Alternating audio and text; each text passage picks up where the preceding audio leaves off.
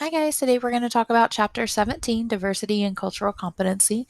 I always try to include this in my class as best I can because I think that this topic is not only hugely important, I think that in general, a lot of us have an idea of what diversity is, but not really a true understanding.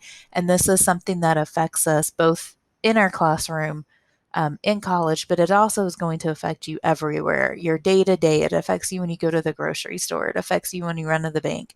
And then, of course, at work, where whatever field you're going to go into, you're going to be meeting and working with a variety of people. And so it's important to have just kind of a fundamental understanding of diversity and cultural competency.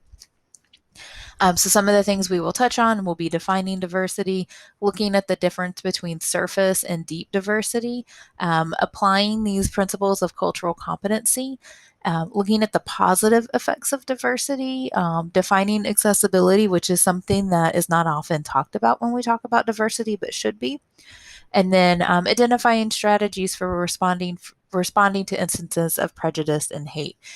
You don't always have to be the target. Sometimes you're just there when it happens, you're a witness, and there's ways that we can help respond to it in a positive way. So let's first look at diversity. When we talk about diversity, again, that great variety of human characteristics, it is definitely essential. Like I said, diversity affects us both on this local level, again, our day to day, going out, going to a restaurant, going out, again, to the store, to the bank, like I talked about, running errands. You're going to meet different people. You're going to come across different people. Austin is a very good example of having a very rich, diverse population. And so it's important there. And then again, as you kind of get out more into the world, you're going to see even just more and more diversity. And so it's really, really important that we understand that it can be cultural, it can be biological, it can be very personal, but it definitely affects people's perceptions of things and how they view the world. And it becomes problematic if somebody if you remember, we talked about that fixed mindset, kind of has that assumption that everybody views the world the way that they do, and anybody who doesn't is wrong. And so, leading into that, I grabbed this meme off the internet because I think it's a very great illustration of that point. In this meme, both of these characters are correct from where they're standing. We can see one sees a 6, one sees a 9, and where we have an issue and where diversity training is so important is you've got to get those characters to be willing to walk around to the other side and look at the other person's perspective. This is definitely a meme where it shows both there's situations where both people can be right, and it's just about where their perspective comes from, and then how do you find that compromise. So it's really, really important that we kind of use this as a reminder to hear and listen to other people's perspectives, and not just make judgments based on solely our own life experiences.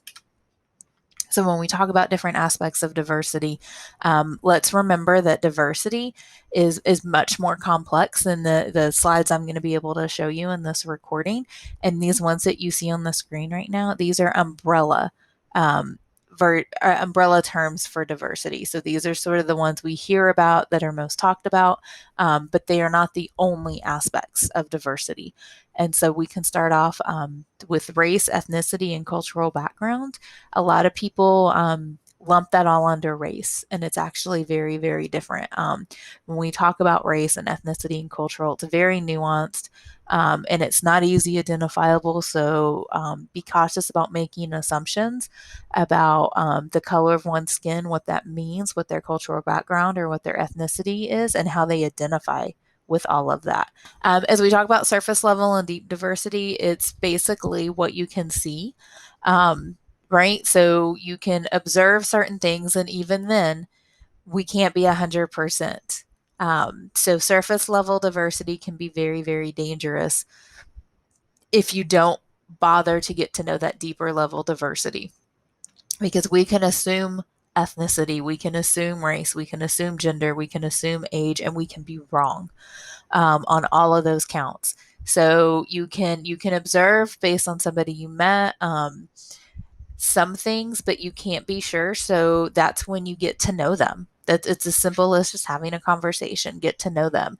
What you cannot do is ask them what they are. that's very offensive. It implies that they are somehow not the same.